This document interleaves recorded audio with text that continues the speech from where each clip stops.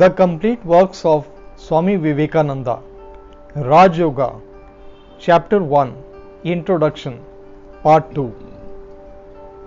In acquiring knowledge, we make use of generalizations, and generalization is based upon observation.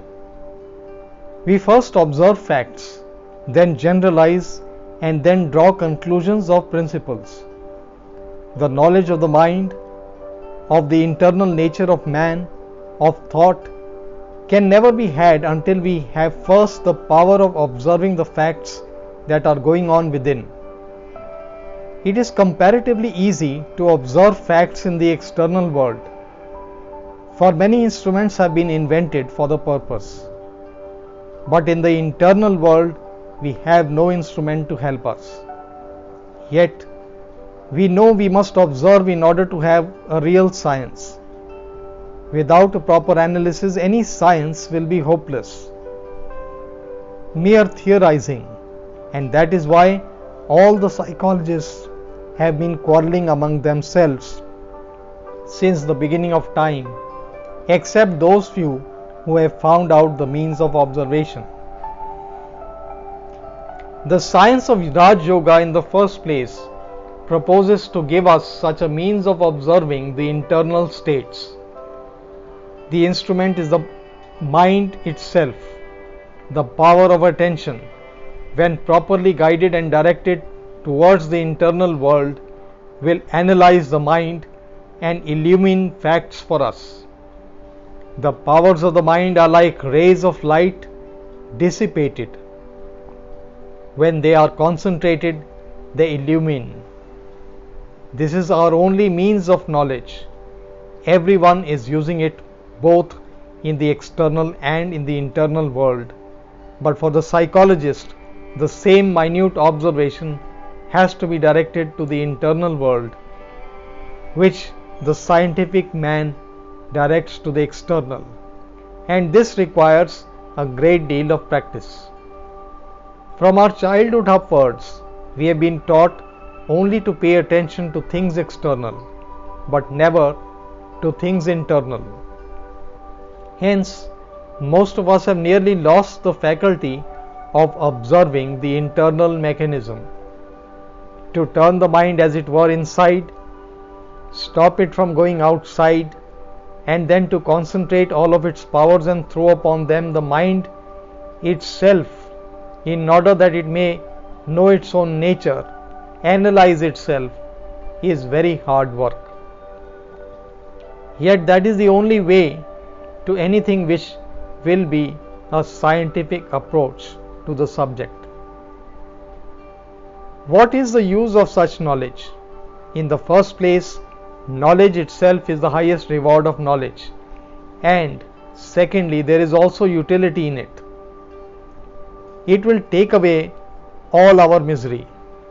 When by analyzing his own mind, man comes face to face as it were with something which is never destroyed, something which is by its own nature eternally pure and perfect, he will no more be miserable, no more unhappy.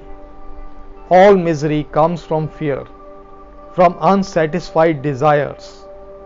Man will find that he never dies, and then he will have no more the fear of death. When he knows that he is perfect, he will have no more vain desires, and both these causes being absent, there will be no more misery. There will be perfect bliss even while in this body. There is only one method by which to attain this knowledge, that which is called concentration.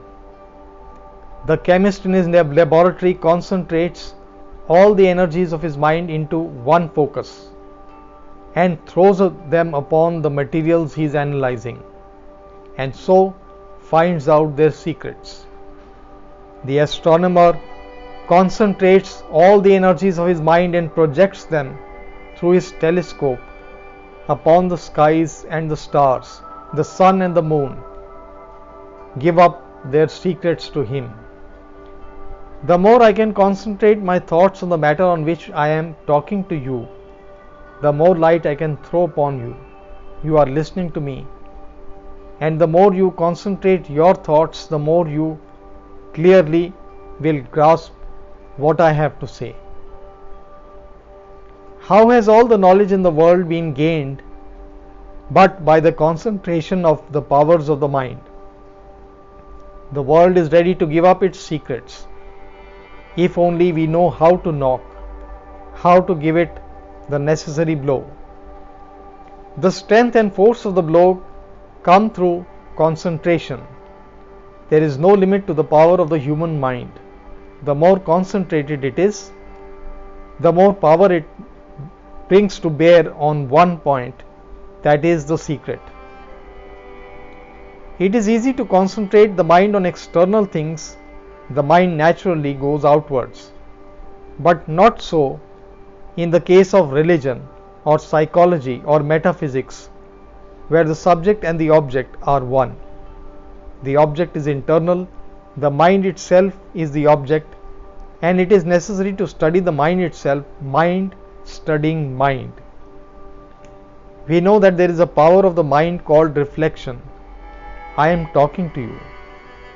At the same time, I am standing aside, as it were, a second person, also knowing and hearing what I am talking. You work and think at the same time, while a portion of your mind stands by and sees what you are thinking.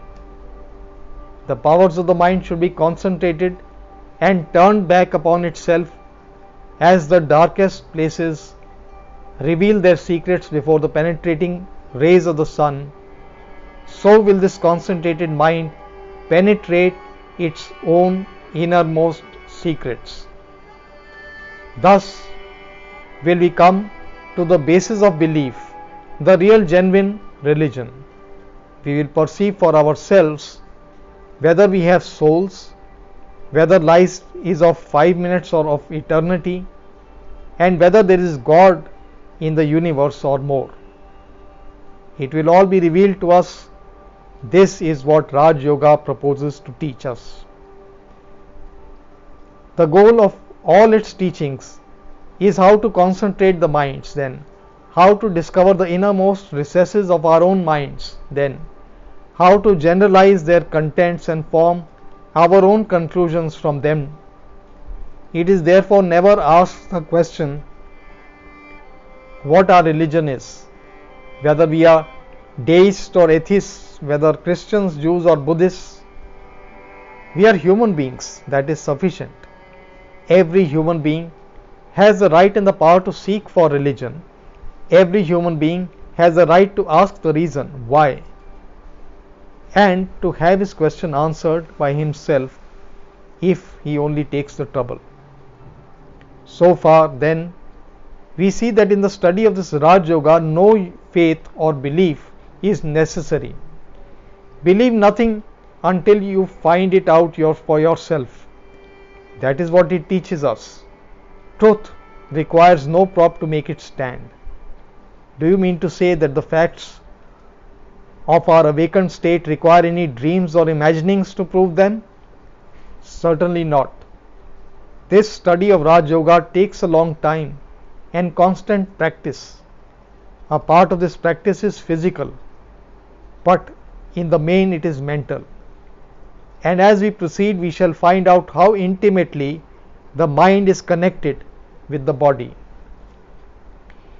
If we believe that the mind is simply a finer part of the body and the mind acts upon the body, then it stands to reason that the body must react upon the mind. If the body is sick, the mind becomes sick also.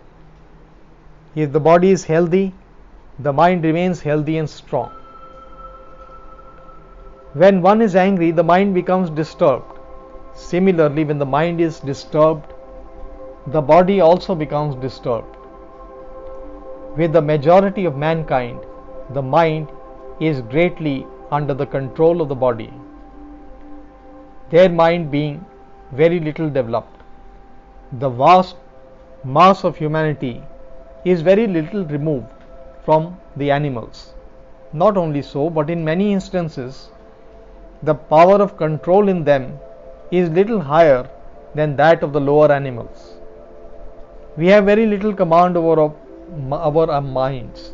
Therefore, to bring that command about, to get that control over body and mind, we must take certain physical helps. When the body is sufficiently controlled, we can attempt the manipulation of the mind.